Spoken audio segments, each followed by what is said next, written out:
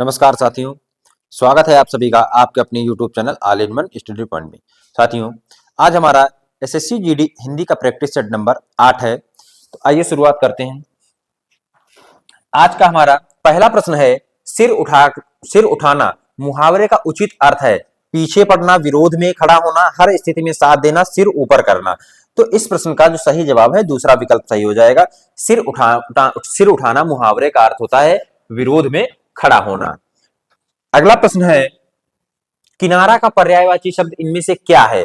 तारिका, आलय, पानी, तट। तो कौन सा जो हमारा तीसरा विकल्प है, ये चौथा विकल्प सही हो जाएगा, तट। किनारा का अर्थ क्या होता है? तट या कूल। कूल, पानी, जल, नीर, सलिल, वारी, तोय। आलय का अर्थ होता है निवास स्थान। निवास स्थान, आलय का अर्थ होता है निवास स्थान। प्रश्न नंबर 3 है, निम्नलिखित में से शुद्ध वाक्य कौन सा है? मैं आप वहां आऊंगा, अपने बच्चों बहादुर बनाओ, विदुषी स्त्री का सम्मान करना चाहिए, शरीर पर कई अंग होते हैं। इसका कौन सा जो तीसरा विकल्प है, विदुषी स्त्री का सम्मान करना चाहिए, ये बिल्कुल शुद्ध वाक्य है। अब देखते हैं जो हमारा पहला विकल्प दिया गया इसमें अशुद्धि क्या है।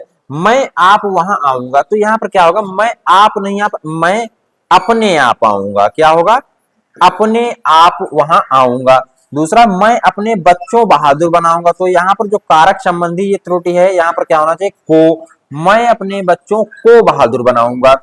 शरीर पर कोई अंग हो, शरीर पर कई अंग होते हैं। शरीर पर कई अंग नहीं, शरीर में क्या होगा? शरीर में कई अंग होते हैं, तो ये अशुद्धि हो जाएगी। विदुषी स्त्री का सम्मान करना चाहिए, तो विदुषी जो है ये हमारा स्त्रीलिंग शब्द है, और इसका पुल्लिंग शब्द क्या होता है? विदुषी का पुल्लिंग होता है विद्वान। विदुषी का पुल्लिंग शब्द क्या हो जाएगा? विद्वान हो जाएगा। पुस्तक पढ़ी जाती है में कौन सा वाच्य है? कौन सा वाच्य है? तो सबसे पहले तो हम वाच्य की बात करें। वाच्य हमारे कितने प्रकार के होते हैं? वाच्य की अगर हम बात करें तो 3 प्रकार के होंगे। कर्तृवाच्य, कर्तृवाच्य, और दूसरा कर्मवाच्य और भाववाच्य।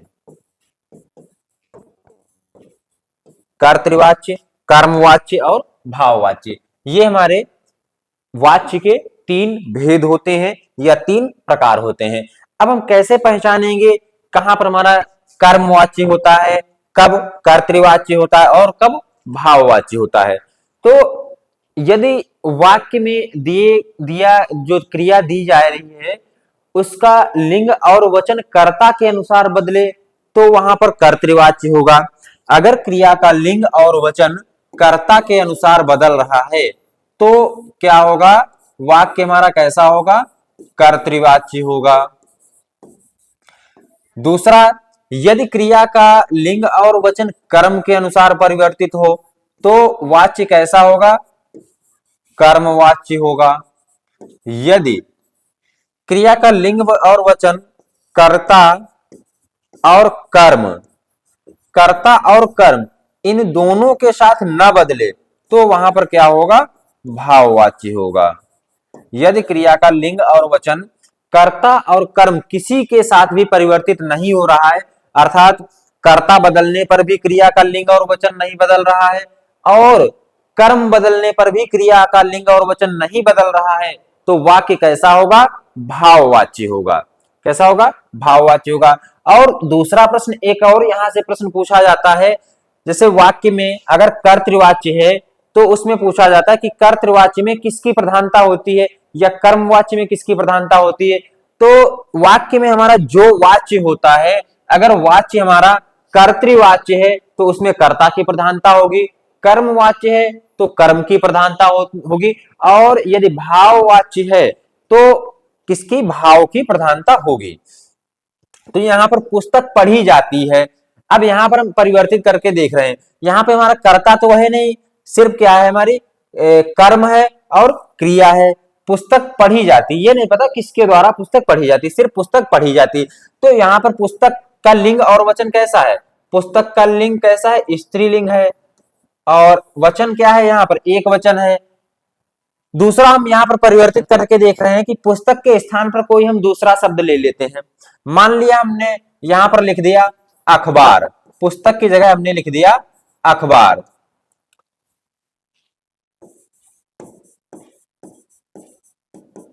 तो अखबार, अब क्या होगा कि अखबार पढ़ी जाती है, तो वाक्य कैसा होगा हमारा, अशुद्ध होगा। तो जैसे ही हमने यहाँ पर कर्म परिवर्तित किया, तो क्रिया भी अपने कैसे परिवर्तन के रूप में आ जाती कि नहीं आ जाती। अगर हम वाक्य लिखेंगे अखबार पढ़ी जाती, अखबार पढ़ी जाती, तो क्या हो जाएगा हमारा, गलत हो जाएगा, ये वाक्य क्या हो जाएगा, अशुद्ध हो जाएगा। तो यहां पर क्या लिखेंगे, अखबार पढ़ा जाता है, अखबार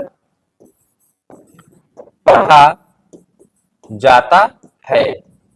अब यहां पर ध्यान देना, यहां पर पुस्तक का लिंग कैसा था, स्त्रीलिंग था, अखबार कैसा है, पुल्लिंग है। यहां पर जो क्रिया थी पढ़ी जाती, तो क्रिया का लिंग भी कैसा था, स्त्रीलिंग था, और यहां पर क्रिया का लिंग कैसा है, पुल्लिंग है। अर्थात यदि कर्म का लिंग पुल्लिंग होगा तो क्रिया भी पुल्लिंग होगी, और कर्म का यदि लिंग स्त्रीलिंग है तो क्रिया भी स्त्रीलिंग होगी। ठीक है, अब यदि वाक्य में क्रिया का लिंग और वचन कर्ता के अनुसार बदलता है तो कर्तृवाच्य होगा। ठीक है, अब इसके बाद अगर इसके बारे में विस्तृत आपको चर्चा, विस्तृत जानकारी चाहिए तो इसका वीडियो आप देख सकते हैं, जो कि आपको हमारे चैनल पर मिल जाएगा। तो यहाँ पर हमारा कौन सा, पुस्तक पढ़ी जाती, तो यहाँ पर क्रिया का लिंग और वचन किसके, कर्म के अनुसार बदल रहा है। यहाँ पर हमने अखबार करके देख लिया, तो कर्म के अनुसार बदल रहा है, तो वाच्य हमारा कैसा होगा, कर्म वाच्य हो जाएगा, दूसरा सही हो जाएगा, हमारा दूसरा विकल्प सही हो जाएगा। चलते हैं अगले प्रश्न की ओर। वह धन जो आधिकारिक रूप से राज्य को मिलता हो, वाक्यांश के लिए एक शब्द क्या होगा। वह धन जो आधिकारिक रूप से राज्य को मिलता हो, वाक्यांश के लिए एक शब्द क्या होगा। राजधन, राजस्व, कर, चुंगी, तो दूसरा विकल्प यहां पर सही हो जाएगा। जो आधिकारिक रूप से जो धन राज्य को मिलता है वो क्या कहलाता है, राजस्व कहलाता है। और कर कैसा, हमारा अनेकार्थी शब्द है। कर का अर्थ क्या होता है, हाथ, हाथ, टैक्स और किरण, किरण। चुंगी का अर्थ क्या होता है, वसूली, वसूली या उगाही, क्या होता है, वसूली या उगाही। निम्नलिखित विकल्पों में से कौन सा विकल्प काल का अर्थ है, तो यहां पर आपको काल का अर्थ बताना है इन विकल्प में से। वैसे अगर आपसे पूछा जाए कि व्याकरणिक दृष्टि से काल का अर्थ क्या होता है, व्याकरणिक दृष्टि से काल का अर्थ होता है समय, और यहां पर आपको बताना है, चौथा विकल्प सही हो जाएगा, क्रिया के घटित होने का समय क्या कहलाता है, काल कहलाता है। काल कितने प्रकार के होते हैं, 3 प्रकार के होते हैं। कौन कौन से, भूतकाल, पहला हमारा होता है भूतकाल, दूसरा वर्तमान, और तीसरा भविष्य। भूतकाल, वर्तमान और भविष्यकाल। अब इनके भी कुछ भेद होते हैं, तो भूतकाल के कितने भेद होते हैं, 6 भेद होते हैं, वर्तमान काल के 5 होते हैं, और भविष्य काल के 3 भेद होते हैं। क्रिया का मूल रूप क्या कहलाता है, क्रिया का मूल रूप क्या कहलाता है, धातु कहलाता है। और धातु का प्रयोग कहां होता है, मूल भाषा में। धातु का प्रयोग कहां होता है, मूल भाषा में। और मूल भाषा किसे कहते हैं, मूल भाषा हमारी क्या है, संस्कृत। मूल भाषा किसे कहते हैं, संस्कृत को मूल भाषा कहते हैं। अगला प्रश्न है, निम्नलिखित में से अशुद्ध वाक्य कौन सा है। वसुंधरा बहुत ही सुरीला गाती है, कोयल पेड़ में बैठी है, सुमेध आज छुट्टी पर है, अंजना ने नई साड़ी खरीदी। जो दूसरा विकल्प दिया गया है इसमें अशुद्धि है। किस प्रकार की अशुद्धि है वाक्य में?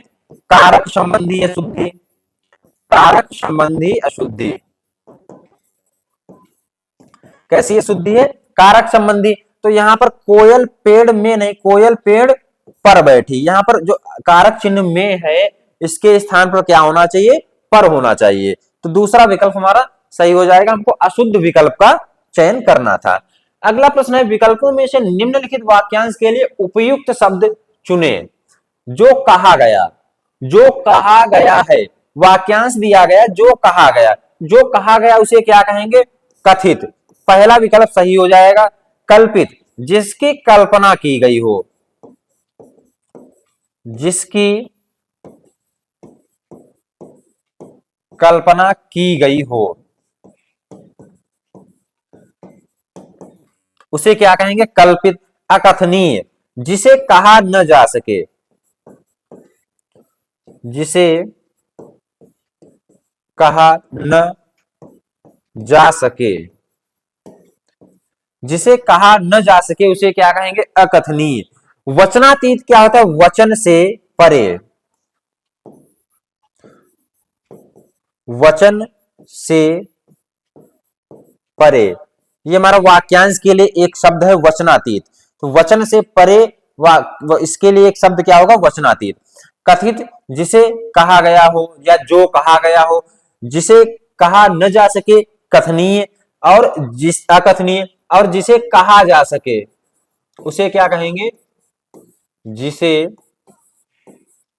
कहा जा सके। तो जिसे कहा जा सके उसे क्या कहेंगे? कथनीय। जिसे कहा जा सके उसे क्या कहेंगे? कथनीय। निम्नलिखित वाक्य में रेखांकित शब्द के स्थान पर उचित शब्द का चयन कीजिए। तो कौन सा विकल्प सही हो जाएगा हमारा? शोक है कि मैं आपके पत्र का उत्तर नहीं दे पाया। पता, खेद, खुशी, कष्ट। तो क्या होता है कि अगर आप किसी के पत्र का जवाब नहीं दे पाते तो क्या आपको खुशी होती है या पता होता है? क्या होता है? कष्ट, खेद होता है, जो हमारा दूसरा विकल्प सही हो जाएगा। यहां पर क्या हो जाना चाहिए? खेद है कि मैं आपके पत्र का उत्तर नहीं दे सका। ठीक है, अगला प्रश्न। निम्नलिखित वाक्य में रेखांकित शब्द का पर्यायवाची शब्द कौन नहीं है? सिंह की सवारी शब के बस की बात नहीं। सिंह की सवारी शब के बस की बात नहीं है। तो यहां पर कौन सा शब्द सिंह का पर्यायवाची शब्द नहीं है? पहला विकल्प सिंह, वनराज, केसरी, सभी तीनों ही विकल्प सिंह के पर्यायवाची है। चौथा विकल्प जो दिया गया ये सिंह का पर्यायवाची शब्द नहीं है, और आपको सिंह जो वही उसी शब्द का चयन करना था जो सिंह का पर्यायवाची शब्द नहीं है। अब अगले प्रश्न की ओर। कोई आ रहा है, वाक्य में कोई किस प्रकार का सर्वनाम है? तो कोई किस प्रकार का सर्वनाम? पहले तुम सर्वनाम की बात। सर्वनाम क्या होते हैं? जो शब्द संज्ञा के स्थान पर प्रयोग किए जाते हैं वो क्या कहलाते हैं? सर्वनाम कहलाते हैं। संज्ञा के बदले प्रयोग किए जाते हैं वो सर्वनाम कहलाते हैं। सर्वनाम के भेद कितने होते हैं? सर्वनाम के भेद कितने होते हैं? 6 होते हैं। और इनकी संख्या कितनी होती है? सर्वनाम की संख्या कितनी होती है? 11 होती है। सर्वनाम की संख्या 11 होती है। तो यहां पर कोई आ रहा है, आ रहा है लेकिन ये पता नहीं कौन आ रहा है, तो क्या हो जाएगा? निश्चित नहीं है, अनिश्चयवाचक सर्वनाम हो जाएगा। कौन सा विकल्प सही हो जाएगा? तीसरा विकल्प सही हो जाएगा, अनिश्चयवाचक सर्वनाम। अगला प्रश्न है, आपकी यात्रा मंगलमय हो, यह किस प्रकार का वाक्य है? तो आपकी यात्रा मंगलमय हो क्या होगा? निषेधवाचक वाक्य, प्रश्नवाचक, विधानवाचक, संकेतवाचक। तो यहां पर कौन सा विकल्प सही हो जाएगा? आपकी यात्रा मंगलमय हो। तो इसमें हमारा जो सही जवाब होगा इच्छावाचक वाक्य। इच्छावाचक वाक्य सही जवाब हमारा होगा, इच्छावाचक वाक्य। सभी विकल्प इसमें गलत हैं। जो हमारा वाक्य क्या होता है? वाक्य के भेद, वाक्य का हम दो प्रकार से विभाजन करेंगे या इनको बांटेंगे। किस? पहले तो हम रचना के आधार पर, रचना के आधार पर, रचना के आधार पर और अर्थ के आधार पर। तो रचना के आधार पर वाक्य कितने प्रकार के होते हैं? तीन प्रकार के, और अर्थ के आधार पर वाक्य कितने प्रकार के होते हैं? 8 प्रकार के। रचना के आधार पर जो वाक्य हमारे 3 प्रकार के होते हैं, सरल वाक्य, संयुक्त वाक्य और मिश्र वाक्य, 3 हो जाते हैं। और अर्थ के आधार पर हमारे 8 वाक्य होते हैं, 8 प्रकार के। अगला प्रश्न है, निम्नलिखित में अकर्मक वाक्य कौन सा है? अकर्मक वाक्य कौन सा है? तो कर्म के आधार पर क्रिया के कितने भेद होते हैं? 2 होते हैं। कर्म के आधार पर क्रिया के 2 भेद होते हैं, अकर्मक, अकर्मक और सकर्मक। कौन होते हैं? अकर्मक और सकर्मक। अब यहाँ पर जो आ और श, ये क्या है? उपशब्द है। दोनों ही शब्दों में, जो पहले शब्द में आ उपसर्ग का प्रयोग किया गया और दूसरे में सा का, तो आ उपसर्ग का अर्थ क्या होता है? नहीं, और स का क्या होता है? शहीद। यानी अकर्मक, यानी कर्म, अ का अर्थ क्या है? नहीं या रहित, तो यानी कर्म रहित, और सकर्मक का होगा कर्म शहीद। तो जिसमें क्रिया के साथ साथ कर्म का प्रयोग होगा वो सकर्मक होगी, और जिसमें कर्म का प्रयोग नहीं होगा वो अकर्मक होगा। ठीक है, तो मीरा गाना गाती है, ये क्या हो जाएगा हमारी? कर्ता, जो काम करने वाला होता है वो कर्ता होता है। गाती है क्या हो जाएगी? क्रिया, और ये क्या हो जाएगा? कर्म। तो इसमें कर्म है तो क्या हो जाएगा? सकर्मक, अकर्मक है नहीं। राजू पत्र लिखता है, तो राजू कर्ता हो जाएगा, पत्र कर्म हो जाएगा, और लिखता है ये क्रिया हो जाएगी। कुतुब मीनार दिल्ली में है, ठीक है, तो यहाँ पर कुतुब मीनार दिल्ली में है, तो यहाँ पर क्या है? कर्म है ही नहीं, तो कैसा वाक्य हो जाएगा हमारा? अकर्मक वाक्य हो जाएगा। और अकर्मक वाक्य का ही हमको चयन करना था। गाय घास खाती है, तो गाय क्या हो जाएगी? कर्ता, घास क्या हो जाएगी हमारी?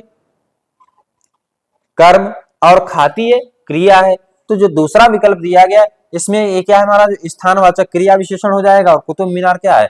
एक संज्ञा शब्द है, जो कि इसमें हमारा कर्म का प्रयोग नहीं किया गया है। अगला प्रश्न है, रामू थोड़ी सी मिठाई खाओ, वाक्य में थोड़ी सी किस प्रकार का क्रिया विशेषण है? यहाँ पर आपको क्रिया विशेषण बताना है। क्रिया विशेषण क्या होता है? एक अविकारी शब्द है। क्रिया विशेषण अविकारी या अव्यय शब्द है। अव्यय या अविकारी किसे कहेंगे? ऐसे शब्द जिनको लिंग, वचन, काल या कारक, लिंग, वचन, काल या कारक के आधार पर जिनको परिवर्तित नहीं किया जा सकता, वे हमारे कैसे? अविकारी या अव्यय शब्द कहलाते हैं। और ये कितने प्रकार के होते हैं? कितने होते हैं हमारे? 4 होते हैं। एक तो होता हमारा क्रिया विशेषण, क्रिया विशेषण, और दूसरा होता है संबंध बोधक अव्यय, संबंध बोधक अव्यय, और समुच्चय बोधक अव्यय।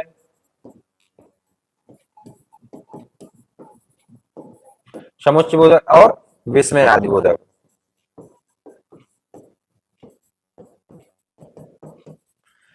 संबंध बोधक, समुच्चय बोधक और विस्मय आदि बोधक। तो जिसमें हमारा जो पहला वाला जो पार्ट है क्रिया विशेषण, इसके 4 पार्ट होते हैं। इसके कितने होते हैं? 4 होते हैं, 2 और ये 3 और ये 4। इसके ये चारों पार्ट जो यहाँ पर दिए गए सब क्रिया विशेषण के ही भेद होते हैं। स्थानवाचक क्रिया विशेषण, परिमाणवाचक, कालवाचक और रीतिवाचक। स्थानवाचक में क्या होता है? स्थान का बोध होता है क्रिया के साथ साथ में, और परिमाणवाचक में मात्रा का बोध होता है। तो रामू थोड़ी सी मिठाई खाओ, तो यहाँ पर थोड़ी सी क्या है? वाक्य में थोड़ी सी क्या है? मात्रा है, परिमाण है, मतलब क्रिया की क्या है? मात्रा है। तो यहाँ पर क्या हो जाएगा? दूसरा विकल्प सही हो जाएगा। कालवाचक में क्या होता है? समय का बोध होता है। और रीतिवाचक में क्रिया के होने का ढंग या क्रिया के होने का तरीका पता चलता है, जैसे कि हमारी क्रिया कैसे हो रही, धीरे धीरे हो रही, तेज तेज हो रही, इस प्रकार के शब्द आते हैं। पतियुक्ता स्त्री को एक शब्द में कहते हैं विधवा, सधवा, दंपति, पति पत्नी। तो पतियुक्ता जो स्त्री होती है उसे क्या कहेंगे? सधवा, या कहेंगे वह स्त्री जिसका पति जीवित हो उसे सधवा कहेंगे, या पतियुक्ता स्त्री उसको सधवा कहेंगे। तो दूसरा विकल्प सही हो जाएगा। और विधवा जो है जिसका पति मर गया हो, जिसका पति मर गया हो, जिसका पति मर गया हो उसे क्या कहेंगे? विधवा कहेंगे। जिसका पति जीवित हो या पति युक्ता स्त्री उसे क्या कहेंगे? सधवा कहेंगे। अगला प्रश्न, कलई खुलना मुहावरे का अर्थ भेद प्रकट होना, रंग उतर जाना, सच्चाई का पता लगाना। अब यहां पर देखना है, ये चमक गायब होना चौथा विकल्प। पहला विकल्प यहां पर हमारा सही हो जाएगा। कलई खुलना मुहावरे का अर्थ होता है भेद प्रकट होना या भेद खुलना, भेद प्रकट होना या भेद खुलना, भेद खुलना, या एक और अर्थ आता है सच्चाई का पता लगना, सच्चाई का पता लगना। तो सच्चाई का पता लगना, अब यहां पर जो हमारा दिया गया सच्चाई का पता लगाना, अगर कहीं ध्यान से हमने नहीं देखा तो हमने इस विकल्प को टिक कर दिया तो गलत हो जाएगा। बाकी हमारा सब यही रहता है, यहां पर लगना है और यहां पर लगाना है, तो इसी में हमारा ये अशुद्ध हो जाएगा। ये भी भेद खुलना या भेद प्रकट होना, सच्चाई का पता लगना, ये सभी हो सकते हैं। अगला प्रश्न है, अपर्णा शब्द का पर्याय है औरत, देवांगना, आराधना, पार्वती। तो अपर्णा किसका पर्यायवाची है? पार्वती का। चौथा विकल्प सही हो जाएगा। अपर्णा किसका है? पार्वती। औरत का पर्यायवाची क्या होता है? वनिता, वनिता, भामा, ये औरत का पर्यायवाची शब्द होता है। और देवांगना किसका होता है? अप्सरा,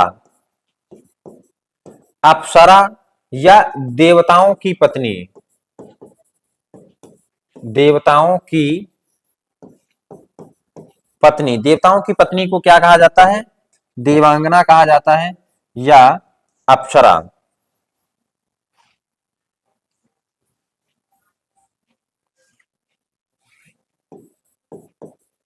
देवताओं की पत्नी। अगला प्रश्न है प्रश्न नंबर 18, पक्षी पेड़ों पर अपना रिक्त स्थान बनाते हैं, उचित शब्द से रिक्त स्थान की पूर्ति करें।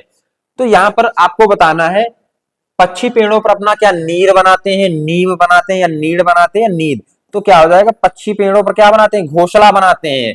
और यहां पर जो घोंसला शब्द है, तो घोंसला का अर्थ क्या होता है? नीड़। जो नीड़ शब्द है, यही हमारा क्या, इसका नीड़ का अर्थ क्या होता है? घोंसला। और नीर क्या होता है? हमारा जल। नीर का अर्थ क्या होता है? जल। नीम क्या है? हमारा एक पेड़ है, नीम एक पेड़ है। और नीर क्या है? सोने, सोना जो हमारी क्रिया है, जो सोते हैं हम लोग। और जो इसी से संबंधित एक हरिवंश राय बच्चन जी की कविता है, नीड़ का निर्माण फिर, नीड़ का निर्माण फिर, नेह का आह्वान फिर। ये हरिवंश राय बच्चन जी की कविता है, नीड़ का निर्माण फिर, नेह का आह्वान फिर।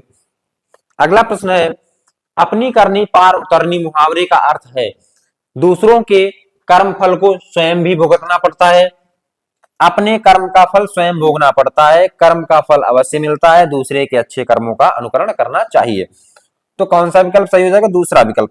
अपनी करनी पार उतरनी मुहावरे का अर्थ होता है अपने कर्म का फल स्वयं भोगना पड़ता है, दूसरे के अच्छे कर्मों का फल अनुकरण। यहां पर अनुकरण शब्द का अर्थ होता है सीखना, या अनुकरण का अर्थ होता है के जैसा, जैसा कोई कर रहा है उसी के अनुसार अगर हम कर रहे हैं, तो मतलब हम उसका अनुसरण कर रहे हैं, अनुकरण कर रहे हैं।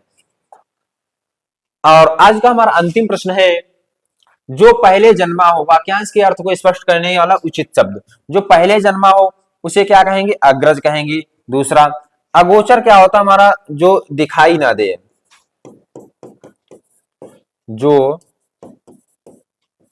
दिखाई न दे उसे क्या कहेंगे? अगोचर। अथाह, जिसकी गहराई का थाह न हो, अथाह यानी जिसका थाह न हो, जिसका थाह न हो।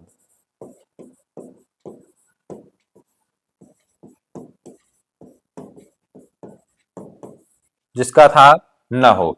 तो ये रहा हमारा आज का अंतिम प्रश्न। जो भी साथी चैनल पर नए हो, जिन्होंने अभी तक चैनल को सब्सक्राइब नहीं किया है, चैनल को सब्सक्राइब करें और वीडियो को लाइक और शेयर करें।